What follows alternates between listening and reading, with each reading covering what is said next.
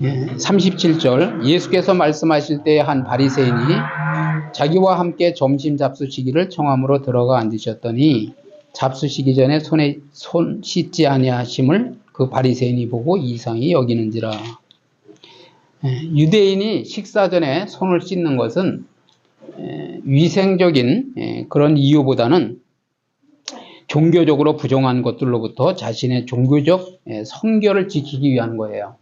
그러나 예수님께서 손을 씻지 아니하심은 저들의 형식적이고 외식적인 악습을 질책하기 위해서 그렇게 하셨다는 거예요.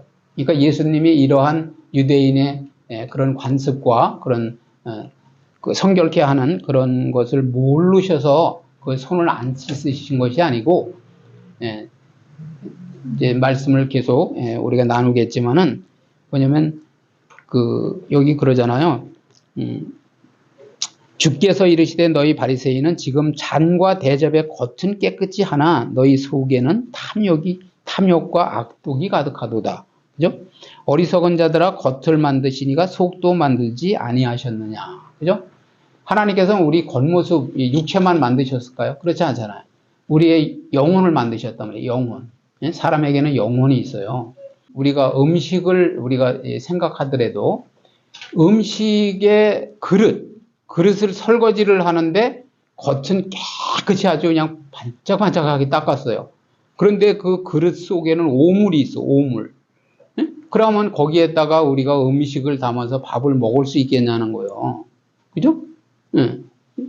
그런 것처럼 뭐냐면 우리가 겉은 아주 그냥 신사복으로 쫙 빼입었어요.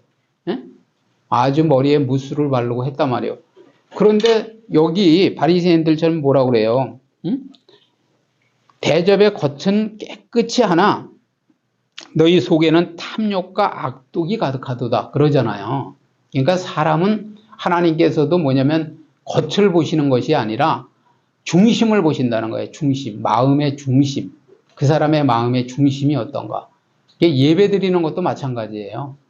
겉으로는 잘 듣는 것 같고 이렇게 바른 자세로 앉아 있는 것 같지만 뭐냐면은 말씀을 듣는 자세가 돼야 된다라는 거예요. 그래야 여러분에게 말씀이 들려요. 그래서 그릇의 겉과 속을 말씀드렸고, 그 다음에 내용물이 오물이 거기 들었는데 거기다 밥을 담아주면 밥을 먹겠어요? 그런 것처럼 뭐냐면 우리의 겉모습도 만드셨지만 육신적인 육체적인 몸도 만드셨지만 우리의 영혼을 만드시고 우리의 마음까지도 감찰하고 계시다는 거예요. 하나님께서. 그래서 속이 차야 돼, 사람은. 그래서 키도 크고 얼굴도 잘생기고 아주 인물이 빼어난데 그냥 하는 짓마다 마귀 짓을 해. 그럼 뭐라고 그래요? 아유, 허우대는 멀쩡한데 그냥 속빈 강정이라고 그러잖아요. 여기서 탐욕은 뭐냐면 강탈하고 약탈하는 거예요. 하나님의 율법에는 사랑하라는 건데 뭐냐면 이 사람들은 오늘 쭉 말씀을 우리가 나누겠지만은요. 뭐냐면 이 사람들은 뭐냐면 약탈을 하는 거예요. 약탈. 힘이 없는. 그래서 정말 뭐냐면은 강한 사람과 정말 뭐냐면 참된 신앙인은 이 교회든지 사회든지 뭐냐면 그 사람의 영적 상태를 볼 수 있어야 돼요. 이 사람이 지금 말씀이 필요한 사람이로구나. 그리고 저 사람이 무엇 때문에 힘들어 하는구나. 저 사람이 무엇 때문에 지금 고통을 당하고 있구나. 이것을 볼 줄 알아야 된다는 거예요. 그래서 그런 사람들을 섬겨줘야 돼. 섬겨주는 거는 첫째 영적인 지식으로, 그 다음에 섬겨야 되겠고, 두 번째는 뭐냐면 먹을 것을 해결해 줘야 돼. 먹을 것, 입을 것을 해결해 줘야 된다는 거예요. 그래서 구제를 하고 여기서 나누라 이렇게 얘기하는 거예요. 마태복음 10장 26절 여기 참 귀한 말씀이 있는데, 그런즉 그들을 두려워하지 말라. 감추인 것이 드러나지 않은 것이 없고 숨은 것이 알려지지 않을 것이 없느니라. 세상에는 비밀이 없어요. 비밀. 나중에는 다 들통이나. 그래서 뭐냐면 신앙생활을 잘하는 것은 뭐냐면 정직한 거예요. 정직. 첫째는 하나님 앞에 정직해야 돼요. 사람 앞에도 정직해야 되지만 하나님 앞에 여러분이 정직해야 돼요. 그래서 그런 사람이 정말 믿음이 있는 사람이에요. 그러니까 여기도 뭐라고 말씀하시냐면은 드러나지 않는 것이 없다는 거예요. 하나님 앞에는. 하나님은 우리 심장 폐부까지도 다 감찰하신단 말이에요. 이 사람이 지금 어떠한 마음을 품고 예배를 드리는지, 하나님 앞에 물질을 드렸는지, 예배 생활을 하는지, 신앙 생활을 하는지 다 아신다는 거예요. 뼛속까지 다 아신다고요. 우리를 지으셨기 때문에. 사람은 잘 모르죠. 투시의 은사가 있는 사람은 알아요. 같이 대화를 하는데 뭐냐면은 이 사람이 2초 후에 무슨 말을 할지를 다 알아. 그리고 또 뭐냐면 속의 마음은 다른 마음을 품고 있으면서 어떠한 거짓된 말을 하잖아요. 그것도 알아. 웃어. 그러니까 속으로 웃는다고. 겉으로 입에 발린 얘기를 하는데 속에는 그 사람의 마음이 검은 것이 보여지고 그게 투시의 은사예요. 그게 분별의 은사란 말이에요. 그럼 웃죠. 그러니까 하나님께서는 감추인 것이 드러나지 않는 것이 없어요. 우리가 눈 가리고 아웅이라 그러잖아요. 그러니까 하나님 앞에서는 절대 하나님은 하나님을 속이지 말라 그러잖아요. 너희들이 무엇으로 심든지 그대로 거둔다. 내가 선을 심으면 선한 것을 거두는 거고 악을 심으면 악을 걷는 거예요. 게으름을 거두면 가난을 걷는 거고 수확하는 거고 성실하고 하나님의 말씀대로 부지런하게 말씀을 새기고 가슴에 새기고 말씀대로 살아가면은 부와 명성을 얻는 거예요. 그래서 겉만 깨끗하게 포장하면 속의 추악함이 감춰질 수 있으리라고 생각했다면 하나님 앞에서 용납될 수 없는 어리석은 일이라는 거예요. 하나님 앞엔 절대 감출 수 있는 게 없다라는 거죠. 좀 전에 말씀드렸잖아요. 마태복음. 그래서 창조자의 눈에는 피조물들이 모든 것이 적나라하게 드러난다는 거예요. 적나라하게. 근데 하나님 앞에서 우리가 어떤 거짓말을 하겠어요? 그러니까 첫째는 죄를 깨닫는 것이 축복이고, 그죠? 나의 부족함을 깨닫고 나의 연약함을 깨닫는 게 축복이에요.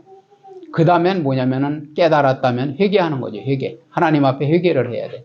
아, 하나님이 그걸 제가 모르고 살았습니다.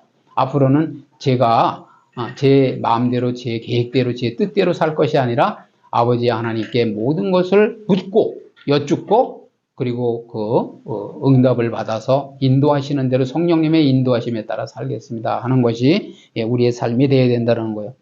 그래서 사람의 겉을 만드시니까 속도 만드셨으므로 영혼을 씻고, 영혼이 있다 그랬잖아요. 영혼을 씻고 마음의 문둥병을 깨끗하게 해야 돼요. 문둥병이 뭐예요? 자신도 모르게 계속 살이 썩어 들어가는 거잖아요. 썩어 들어가면 중요한 것은 뭐냐면은 나중에 감각이 없어요. 아파도 감각이 없어. 응? 이게 살이 이렇게 썩어 들어가는데 고름이 나고 나중엔 신경이 다 죽어가지고 감각이 없단 말이에요. 그런데 신앙생활이 뭐냐면은 그런 삶이 되면 안 된다라는 거지. 우리의 신앙생활이 문둥병 마냥 뭐냐면은 감각이 없어. 하나님의 말씀을 들어도 그 말씀이 나의 심령을 깨우지를 못해. 내 귀에 들리지 않는단 말이에요. 나와 상관없는 말씀으로 들리면 안 된다라는 거예요. 그래서 그 무감각 그리고 병든 신앙이요. 그것은 병든 신앙이란 말이에요. 겉은 멀쩡한데 심령이 병이 들은 거예요. 심령이 건강해야 된다는 거지. 쉽게 말씀드리면은 그 병든 신앙이 아니라 건강한 신앙이 돼야 된다는 거예요. 그리고 뭐냐면은 하나님을 아는 것으로 그치는 것이 아니라 믿고 실천해야 돼. 실천. 올바른 신앙은 뭐냐면 알았으면 그 다음에 그것을 믿어야 돼. 믿어야 되고 그 다음에 실천을 해야 된다는 거예요. 그럼 발이 움직이게 돼 있어요. 믿어지면 발이 움직인단 말이에요. 근데 아는 신앙은 머릿속에만 있고 이 가슴으로 내려오질 않아. 그렇기 때문에 역사가 일어나질 않는 거야. 그 다음 뭐냐면 그러나 그 안에 있는 것으로 구제하라. 그리하면 모든 것이 너에게 깨끗하리라. 여기는 이 말씀은 뭐냐면 마음으로부터 자선을 베풀라는 거예요. 마음으로부터. 참 선한 사람들은 뭐냐면 남에게 베풀기를 좋아해요. 그래서 그 탐욕과 악독을 버리고 마음에서 우러나는 진심으로 내 앞에 놓인 것, 그리고 내가 가지고 있는 것으로 가난한 자들에게 나누어 줌으로써 마음의 깨끗함을 스스로 확인하라는 거예요. 확증하라는 거예요. 그러니까 여러분들이 뭐냐면 조그만한 것도 자꾸 나누다 보면 여러분들의 뭐냐면 믿음도 더 장성해지고, 그리고 뭐냐면 하나님께서 그 진리도 점점 열어주세요. 하나님의 섭리를 깨닫게 하신다는 거예요. 42절 보시면 화 있을진저 너희 바리새인이여 너희가 박하와 운양과 모든 채소의 11조는 드리되 공의와 하나님께 대한 사랑은 버리는도다. 그러나 이것도 행하고 저것도 버리지 말아야 할지니라 그러잖아요. 여기서부터 이제 6가지의 화가 바리새인과 율법사들에게 선포가 되는데, 마태복음에는 이제 7가지를 말씀하고 있는데 여기는 이제 6가지 화를 말씀하고 있어요. 근데 이 문구에는 저주 또는 복수의 의미라기보다는 뭐냐면은 탄식의 뜻이 들어있는 거예요. 하나님께 이제 탄식하시는 거죠. 주님께서.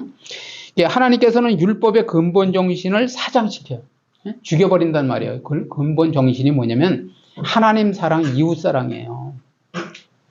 율법을 압축하면 율법 정신은 그렇다는 거예요. 그런데 그 근본 정신을 사장시킨 채 형식에만 집착하는 바리새인들의 형식주의를 신랄하게 비판한 거예요. 그러니까 중요한 건 뭐냐면 바리새인들이 바친 11조 세 항목이 여기 열거되고 있는데 박하와 운양과 그 박하와 운양은 식물과 그래서 약초로도 쓰이고 그러는데, 그 다음에 뭐냐면 채소는 이제 일반적인 채소를 뜻하는 말씀이에요. 그러니까 상추라든가 이제 이런. 그래서 그런 것을 물론 구약에 이제 그렇게 나와 있는데 뭐냐면은 채소를 먹으면서도 뭐냐면 그 10개를 내가 그러니까 취했다면 9개에 대한 것은 내가 먹고 그 채소 하나, 상추 하나에 대한 한 입에 대한 것을 철저하게 계산해서 11조를 드렸다라는 거야. 그런데 여기서 뭐라고 말씀하느냐면 뭐 그것도 해야 된다는 거죠. 그렇게 해야 되지만 그것이 그것만 하고 여기 보면 공의는 정의, 의로움의 뜻으로 사회 정의와 관련된 말이라는 거예요. 쉽게 얘기해서 바리새인들에게 가난하고 어렵게 사는 사람들을 돌보지도 않고 생각해 주지도 않고 섬기지도 않으면서 그 상추 뜯어 먹은 거에 대해 채소를 내가 얻은 거에 대한 11조만 하면 안 된다. 그런 거예요. 더 중요한 것은 뭐냐? 불의에 억압당하는 그런 사람들이 있는데 그러한 여러분들은 뭐냐면 불의를 행하지 말아라 이거예요. 예수님의 우리는 죄 있는 인간으로 아담의 후손으로서 우리가 태어났잖아요. 그런데 뭐냐면 예수님의 의를 덧입혀 주셨잖아요. 예수님이 우리를 대신해서 십자가에서 그 엄청난 고통을 당하시면서 우리에게 의의 옷을 입혀 주셨잖아요. 의를 덧입혀 주셨단 말이에요. 그러면 너희들이 그 의를 가지고 의를 실천하라는 거죠. 그래서 불의에 억압당하는 사람들에게 아무런 관심을 두지 않았음을 지적하는 거예요. 그리고 뭐냐면 사랑에 대해서는 하나님이 보이신 사랑이 있잖아요. 우리에게 예수님을 통해서 우리에게 사랑을 보이셨잖아요. 사랑에 근거해서 마음과 목숨과 힘 그리고 뜻을 다해서 하나님을 사랑하고 중요한 것은 뭐냐면 이웃을 사랑하라는 거예요. 이웃을. 우리가 예수님을 믿으면서 이웃 사랑을 실천하지 않는 거. 이웃이 저대로 살다가 지옥에 가는데 돌보지 않는 거. 그죠? 그들에게 올바른 하나님의 말씀을 전하지 않는 거. 그리고 서두에 말씀드렸지만 그 먹을 것에 대한 거. 저 사람은 막 진짜 굶어 죽어요. 그런데도 돌아보지도 않는 것은 하나님의 사람으로서 마땅치 않다는 거예요. 그러니까 이것도 행하고 저것도 행해야 된다라는 거죠. 그래서 그런데 바리새인들은 이러한 공의와 사랑을 버렸다는 거예요. 그리고 11조라든가 그런 것만 드리는데 아주 뭐냐면은 잘하는 것으로 그렇게 생각을 했다라는 거예요. 그래서 잘못된 가치관이라는 거죠. 잘못된 가치관이 중요한 것은 누룩을 조심해라 그랬잖아요. 그러니까 우리는 중요한 것은 우리가 예수님을 믿으면서도 잘못된 가치관을 가지고 신앙생활을 하면 이웃 사람들도 믿음 생활을 그렇게 하는 것으로 알고 뭐냐면 잘못된 가치관이 전도가 되는 거예요. 전도. 그 사람들에게 전해지는 거란 말이에요. 그러니까 우리가 참된 모델의 신앙생활을 해야 된다라는 거예요. 이 말씀의 뜻은 그래서 43절 보시면 화 있을진저 너희 바리새인이여 너희가 회당의 높은 자리와 시장에서 문안받는 것을 기뻐하는도다. 그 다음에는 뭐냐면은 그 바리새인들의 교만과 명예욕이 지적이 되는데 우리는 뭐냐면은 우리가 하나님의 말씀대로 섭리대로 살아서 하나님께서 우리를 높여주셔야 돼요. 그런데 여기에 바리새인들처럼 뭐냐면 교만함으로써 교권적 교만. 그들은 공식적인 뭐냐면 예배 종교 교육을 담당하는 회당에서 높은 자리에 앉기를 좋아했다는 거예요. 쉽게 얘기하면은 나는 지금으로 말하면 나는 목사다. 그러면서 항상 상석을 찾았다는 거예요. 상석, 높은 자리. 그리고 뭐냐면 그들이 많은 종교적 의무를 충실히 수행하는 거죠. 중요한 것은 뭐냐면 만약에 목회자가 됐다면 그 하나님이 맡긴 말씀 사역을 잘 감당해야 되는데 그거를 수행하는 것보다는 특권적 우월의식. 내가 목사다. 그러니까 내가 당연히 상석에 앉아야 되고 내가 대접을 받아야 된다. 그런 짓을 한 거예요. 쉽게 얘기하면. 그래서 교만한 과시욕에 몰두하는 일이 더 관심을 보였다는 거예요. 바리새인들이. 두 번째는 뭐냐면 세속적 명예욕. 세속적 명예욕은 우리가 하나님이 또 말씀드리지만 하나님께서 우리를 하나님의 말씀대로 겸손하게 낮아지고자 하면 높아진다 그랬잖아요. 그러니까 낮은 자의 자세로 겸손한 모습으로 임할 때 하나님은 우리를 높여주셔야 되는데 세속적 명예욕은 뭐예요? 내가 세상에서도 이런 사람이야. 내가 이런 감투를 여러 개를 쓰고 있는 사람이야. 교회에서 내가 모두 하고 무슨 총회장에 뭐에 그러한 명예욕에 사로잡히지 말아라. 그런 거예요. 이 바리새인들이 그랬다라는 거죠. 그래서 이들은 시장에서 인사받는 것을 자신들의 특별한 존재성을 확인받는 것으로 여기면서 기뻐했다는 거예요. 기뻐. 아니 물론 내가 상대에게 기쁘게 문안 인사를 했을 때 상대도 인사를 하면 기쁜 일이죠. 그렇지만은 그 인사받는 것, 그래도 저분이 목사님이야, 저분이 총회장님. 그런 것 때문에 뭐냐면 기뻐했다는 거예요. 인사받는 것을 기뻐했다라는 거예요. 그걸 지적하고 있는 거예요. 교만. 그것이 교만이라는 거예요. 그러니까 왜 잠깐만 욕을 먹습니까? 사람이 목사님이 됐든 총회장이 됐든 뭐가 됐든 간에 겸손하면 존경을 하죠. 존경을 해요. 그런데 뭐냐면 스스로 막 자기를 높여요. 그리고 막 반말을 하고 이러면 안 되겠죠. 그죠? 그리고 막 아래로 취급을 하고 그냥 존칭도 안 붙이고 막 그냥 그러면 안 되겠죠. 자, 44절 보세요. 화 있을진저 너희여 너희는 평토장한 무덤 같아서 그 일을 밟는 사람이 알지 못하는도다. 평토장한 무덤, 우리나라 무덤은 이렇게 뭐냐면 이게 봉분이 있잖아요. 봉분. 그런데 이 평토장한 무덤은 뭐냐면 그냥 평평한 거예요. 평평해. 그래서 그냥 땅이나 잔디밭이나 잘 몰라요. 그런데 거기에 풀이 났단 말이에요. 풀이 많이 났어. 이거 풀로 또 가려졌으니까 그냥 막 밟고 다니는 거예요. 무덤인지도 모르고 밟고 다니는 거죠. 그런 것처럼 뭐냐면 이 바리새인들이 그랬다라는 거예요. 그래서 바리새인들의 이 세 번째 화는 뭐냐면 그들의 본질적 모습에 관한 것인데 자신들이 부패하고 썩은 무덤이라는 사실을 은폐하기 위해서. 아까 말씀드렸지만 그 신앙인은 신앙인이요. 근데 속은 뭐냐면 그냥 썩었단 말이에요. 썩었어. 그래서 냄새가 나. 열린 무덤이라고 그러잖아요. 열린 무덤. 입만 열면 그냥 썩은 내가 나. 예수님의 자녀는 하나님의 향기가 나야 된단 말이에요. 그리스도의 향기가 나야 돼요. 우리는. 그런데 뭐냐면 입만 열면 뭐냐면은 썩은 무덤 속에서 썩은 시체 냄새가 나듯이 사람에게서 그런 향기가 썩은 냄새가 난단 말이에요. 그러면서도 뭐냐면 그걸 은폐하기 위해서 다른 사람들로 하여금 은폐하고 다른 사람들로 하여금 부지 중에 그 부정한 죄를 범하도록 한 거예요. 그러니까 우리는 정말 뭐냐면 신앙생활을 잘해야 되는 게 뭐냐면 말씀도 올바로 깨닫고 그 말씀대로 해야 돼요. 말씀대로 살아야 된단 말이에요.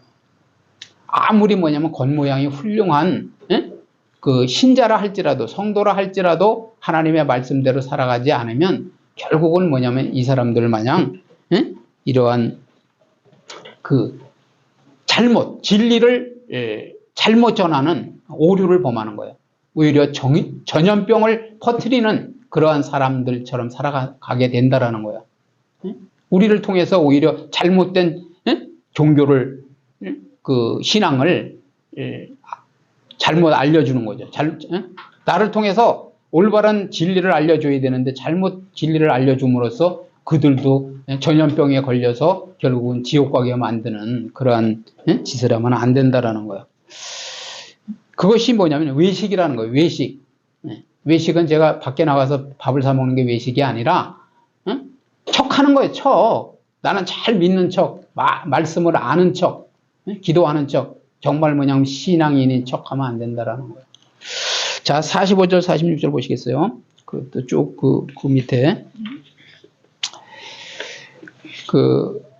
한 율법 교사가 예수께 대답하여 이르되 선생님 이렇게 말씀하시니 우리까지 모욕하심이니이다 그러잖아요. 응?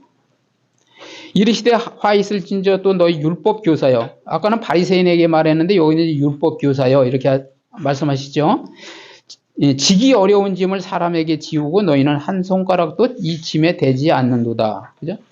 그 다음에 47절 보세요. 화 있을진저 너희는 선지자들의 무덤을 만드는도다. 그들을 죽인 자도 너희 조상들이로다. 그죠? 이와 같이 그들을 죽이고 너희는 무덤을 만드니 너희가 너희 조상의 행한 일의 증인이 되어 옳게 여기는도다. 그러므로 하나님의 지혜가 일렀으되 내가 선지자와 사도들을 그들에게 보내리니 그 중에서 더러는 죽이며 또 박해하리라 하였느니라. 창세 이후로 흘린 모든 선지자의 피를 이 세대가 담당하되 곧 아벨의 피로부터 제단과 성전 사이에서 죽임을 당한 사갈의 피까지 하리라. 내가 너희에게 이르노니 과연 이 세대가 감당하리라. 그러잖아요.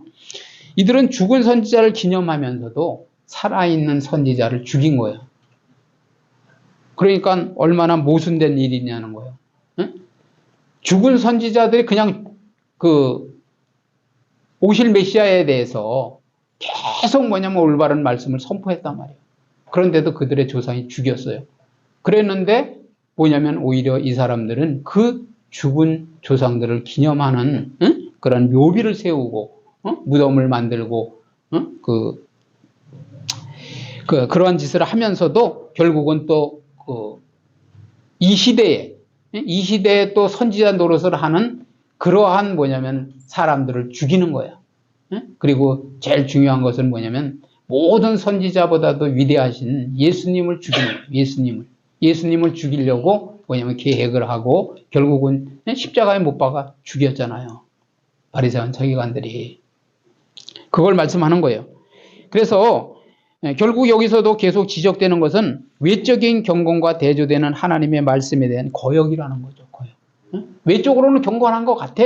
그런데 하나님의 말씀의 본질을 모르니까 진짜 선지자, 진짜 천국의 비밀을 말씀하시고 뭐냐면 너희들의 죄를 깨닫게 하는 이 바리새인과 서기관들의 죄를 깨닫게 하는 말씀을 거부하고 결국은 진리를 거부하는 거예요. 그러면서 십자가에 못 박아 죽이는 거란 말이죠. 그래서 앞서간 세대들의 저지른 잘못은 후대 사람들이 교훈으로 삼을 수 있다는 의미에서 그것은 하나의 기회이고 은총이라는 거죠. 그죠? 앞서 행한 선지자들을 죽인 조상들이 잘못했다면 그것을 교훈 삼아서 나는 그렇게 하지 말아야죠. 그걸 교훈 삼아야 되는데 오히려 그것을 모순되게 행했다는 거예요.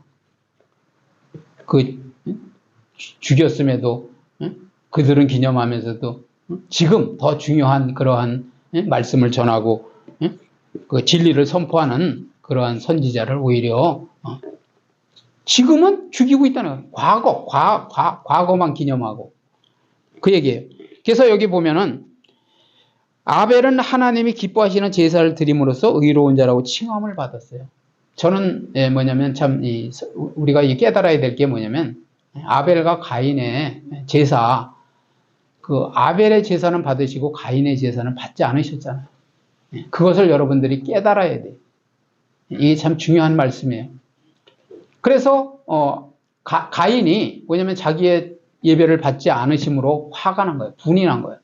중요한 것은 죄를 다스려야 되는데 죄를 다스리지 못하고 분이 나니까 아우를 쳐 죽인 거예요. 아벨을 쳐 죽인 거란 말이에요. 그래서 예배를 드리고도 뭐냐면은 살인의 죄를 저지른 거죠. 그런데 여기 그러잖아요. 그의 형 가인에게 죽임을 당했다. 그죠? 그래서 사가랴는 뭐냐면 백성들의 우상 숭배를 비판했어요. 그랬더니 뭐냐면 죽였단 말이에요. 그래서 우리도 예배를 잘 드리고 하나님의 말씀을 깨닫는다는 것은 중요한 것은 뭐냐면은 진리를 알고 진리대로 행해야 되는 거예요. 그런데 뭐냐면 진리를 모르면 가인과 같은 그런 행동을 할 수밖에 없다라는 거죠. 자, 52절 보세요. 52절. 화 있을진저 너희 율법 교사여 너희가 지식의 열쇠를 가져가서 너희도 들어가지 않고 또 들어가고자 하는 자도 막았느니라 하시니라 그러잖아요. 율법 교사 제가 말씀드렸지만은 뭐냐면 그 하나님의 말씀을 연구하고 그리고 체계적으로 정립해서 그리고 하나님의 말씀을 모르는 사람들에게 가르쳐야 되는데 그들은 성경에 대한 지식을 독점하기만 한 거예요. 독점. 자기만 그냥 가지고 연구하고 그러면서 마치 천국문의 열쇠를 독점하고 있는 것과 같이 자기들만 가지고 뭐냐면 그 열쇠를 가지고 백성들이 천국에 들어갈 수 있도록 문을 열어 주어야 하는데 여러분들도 마찬가지예요. 교회 와서 나만 예배를 드리고 말씀을 잘 깨달아. 그죠? 그리고 나가서 안전한다고 하면 똑같은 거예요. 올바로 내가 알았다면 아는 만큼 뭐냐면 자꾸 전해야 된다는 거예요. 전해. 듣든지 아니 듣든지 전하라고 그랬잖아요. 그래서 그 사람이 그 말씀을 듣고 깨달으면은 지옥의 형벌을 면하는 거고, 그죠? 못 깨달으면 나는 전했으므로 나에게 책임을 묻지 않겠다 이렇게 말씀하시잖아요. 그래서 그 율법 교사 마냥 뭐냐면 천국에 들어갈 수 있도록 문을 열어주어야 하는데 그들은 문을 열어주지 않고 그 사명을 다하지 않았다는 거예요. 아시겠죠?